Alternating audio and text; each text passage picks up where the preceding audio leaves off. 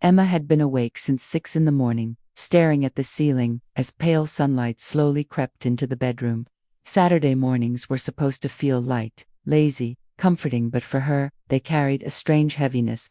A quiet mix of anxiety and exhaustion that she couldn't quite explain. She turned her head and looked at Mark sleeping beside her. He looked peaceful, relaxed, completely unaware of the storm constantly brewing in her chest. Emma sighed softly. "Can we please live this Saturday without cleaning?" she asked gently, her voice breaking the silence. "Like, really live it. No mopping, no dusting, no productive adult things. Let's do absolutely nothing." Mark groaned, still half asleep, and blindly reached for his phone on the bedside table.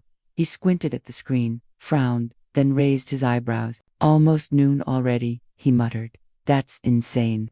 I don't even know what dimension I'm in right now." Emma sat up, pulling the blanket around herself. "I'm serious, Mark," she said, folding her arms.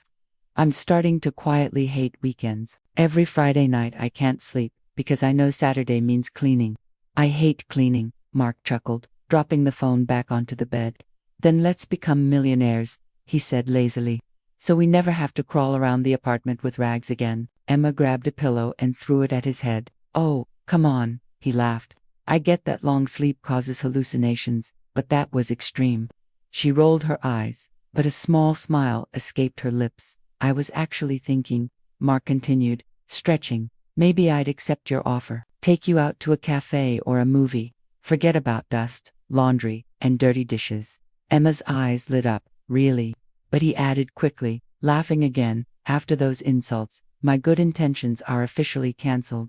She reached for another pillow. Okay, I was joking," she said quickly. "Take it back." Mark suddenly became thoughtful. "I don't mind," he said seriously, "but what if one of our relatives decides to show up? Especially your mom, or mine. Are you ready for hours of lectures?" Emma frowned. "I shouldn't have to be ready for anything," she replied firmly. "I don't owe anyone anything except my husband." Right on cue, the doorbell rang. They both froze. Mark slowly turned his head toward the door. "Well," he said dryly, "the universe has a sense of humor." A few minutes later, Emma's mother, Karen, rushed into the apartment without waiting for an invitation. Her hair was perfectly styled, as always, but her eyes were restless, anxious. "Mom," Emma asked cautiously, "what happened?" "We need to talk," Karen said quickly. "Let's go to the kitchen." Without waiting for a response, she walked in, sat down, and glanced around. Emma instinctively tried to block the view of the sink with her body. "Don't mind the dishes," Emma said awkwardly. "We were just really tired yesterday." "That's fine," Karen replied calmly. "Wash them later." Emma nearly dropped the glass she was holding. That wasn't normal. Something was wrong. "A few days ago," Karen continued, clasping her hands, "your father and I had an accident. The neighbors flooded our apartment." Emma's stomach dropped. "What? Why didn't you tell me earlier?" "I cried all night," Karen said, her voice trembling. "Everything is ruined. The ceiling, the walls, furniture, everything." Emma covered her mouth in shock. "What are you going to do?" "They admitted fault," Karen said. "They promised to cover the renovation. Full repair." Emma nodded slowly, still processing. "And where will you live?" Karen hesitated for just a second, then looked straight at her daughter. "The renovation starts today," she said softly. "We have nowhere to stay. We wanted to ask, could we live with you for a few weeks?" Emma felt the room spin. "We won't interfere," Karen added quickly. "It's only temporary. You wouldn't leave us on the street, would you?" Emma closed her eyes. Every childhood memory, every lecture, every criticism came rushing back. But this was her mother. "Okay," she finally said, "you can stay until the renovation is done." Karen smiled instantly, relief flooding her face. "My golden girl," she said warmly. "I'll go get your father. Prepare the bedroom. We'll be back soon." "The bedroom?" Emma repeated. "Yes," Karen replied casually. "The living room is a passage area. You're young. You'll manage." And just like that, she left. Emma stood there in silence, her heart heavy.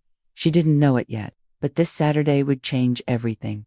After that, what started as a few weeks slowly turned into months. Karen controlled everything: what Emma cooked, how she cleaned, how she spoke, even how she dressed. Nothing was ever good enough. "This soup is too salty. You clean like this.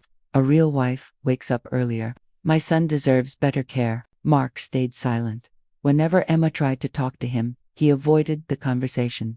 "She's my mother," he said. "She means well." One evening, Emma came home and realized her bank cards were gone. "Mark," she asked quietly. "I gave them to Mom," he replied without looking up. "She says you don't know how to manage money." That was the moment something inside Emma broke. She didn't scream. She didn't cry. She called the bank, blocked the cards, warned her parents, collected her documents. 3 days later, she returned home calmer than ever. "This apartment is mine," she said evenly. "I've filed for divorce. You have 3 days to move out," Karen screamed. Mark froze. Emma didn't move. They left. The apartment was quiet again. Emma changed the locks, cleaned every room, bought new curtains, made tea. A month later, the divorce was final. Almost a year later, she saw Mark and Karen at a grocery store. Mark looked exhausted. Karen looked exactly the same. Emma smiled politely and walked past them. She went home, made tea, opened a book. Life went on. Her life.